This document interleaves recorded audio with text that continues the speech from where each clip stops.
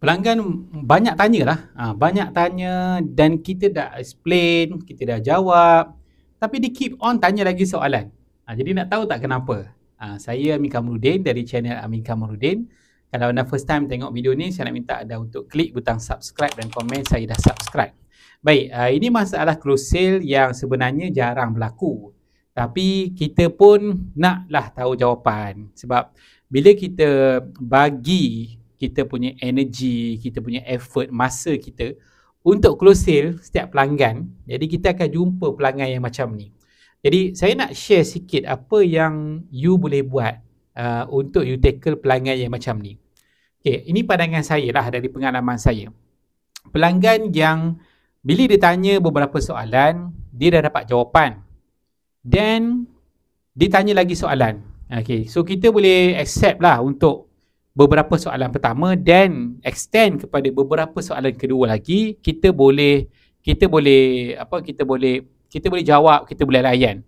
Sebab mungkin dia nak lebih info untuk dia buat keputusan. Tapi kalau dia keep on tanya-tanya lagi, pendapat saya lah, dia adalah orang yang memang confusing.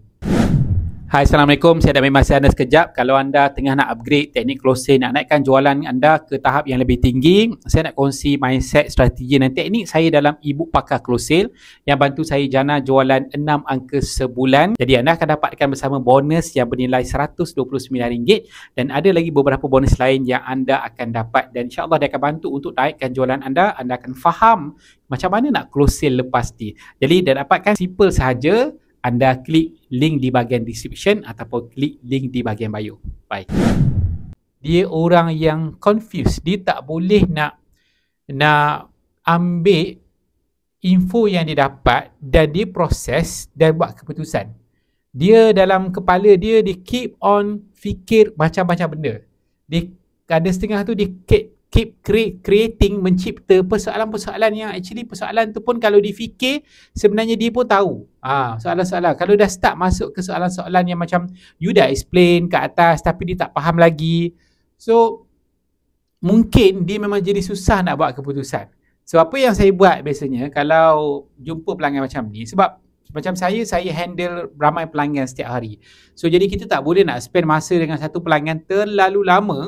Dan dia menunjukkan tanda-tanda yang dia ni walaupun dah cukup info, dah cukup hujah, dah cukup bukti kita bagi, tapi still dia tak boleh nak buat keputusan. So itu satu. Yang kedua, kadang-kadang dia keep on tanya-tanya ni sebab dia tak ada bajet. Sebenarnya dia tak ada bajet, tapi dia nak puaskan hati dia supaya nampak yang dia ada effort untuk selesaikan masalah dia, ataupun nak tunjuk pada diri dia, ataupun nak tunjuk pada siapa-siapa lah kan. Dan dia menggunakan kita sebagai cara untuk dia tunjuk yang dia ada effort. So jadi benda ni kita kena kenal pastilah. Kalau dah masuk round ketiga atau keempat, ulang benda yang sama dan tanya, kadang-kadang dia tanya soalan yang lain pula daripada soalan yang pertama.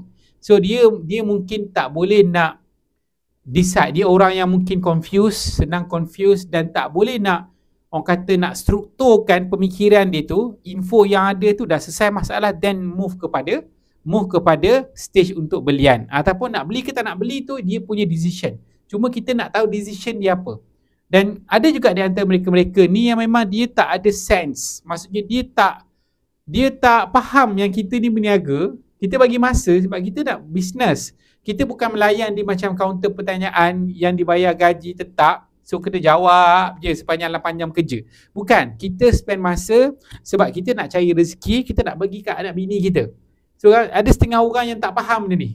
So dia keep on tanya tanpa rasa bersalah dan tanpa rasa niat orang kata aku kena beli benda ni. So jadi benda ni yang you kena consider. Pada saya, kalau saya dah tanya, dia tanya, saya jawab dan sampai ke round ketiga tak faham juga, saya akan stopkan perbualan tu. Saya beritahu macam ni, cik, kalau berminat boleh contact saya lah dekat, boleh buat belian dan ini details. So saya akan terus orang kata terus pergi kepada sama ada dia nak beli ke tak nak.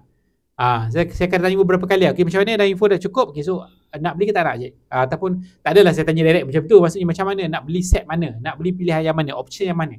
Jadi kita bagi cukup info sebab kita duduk dalam, kita jual produk tu Kita tahulah basically ini je persoalan-persoalan dia yang sebenarnya.